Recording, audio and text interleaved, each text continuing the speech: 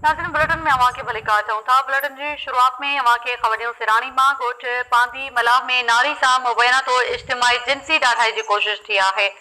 वारसनि जो चवणु आहे त जवाबदारनि घर अंदर 17 वरनि जी नाज़ी मलाह खे जिनसी ज़्यादती जी कोशिश कई। सिरानी मां अवां खे ॿुधाइनि पिया ॻोठ पांदी मलाह में नारी सां मुबैना तौर इज्तिमाई जिनसी ॾाढाई जी कोशिश थी आहे। वधीक तफ़सील मालूम कयूं था टाइम न्यूज़ रिपोर्टर शाहनवाज़ चावड़ो खां।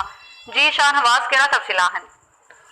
जी सिरानी जे वेझो ॻोठ पांदी मलाह में जवाबदार सुलेमान पुट इब्राहिम मलाह पारां 17 वरनि जी नाज़िया थी उर्स मलाह सां मुबीना तौर जिनसी ज़्यादती करण जी कोशिश कई। नारी जे रड़ियनि खे पाड़े वारा गॾिजी विया।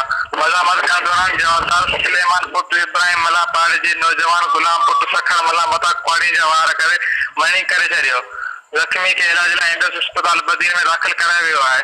जवाबदार ख़िलाफ़ सिरानी पुलिस केस दाख़िल करे छॾियो आहे, जॾहिं त जवाबदार बहादुर हुअण करे गिरफ़्तार थी न सघिया आहे। जी महिरबानी अवां जी शाहनवाज़ चावड़ो तफ़सील ॾियण लाइ।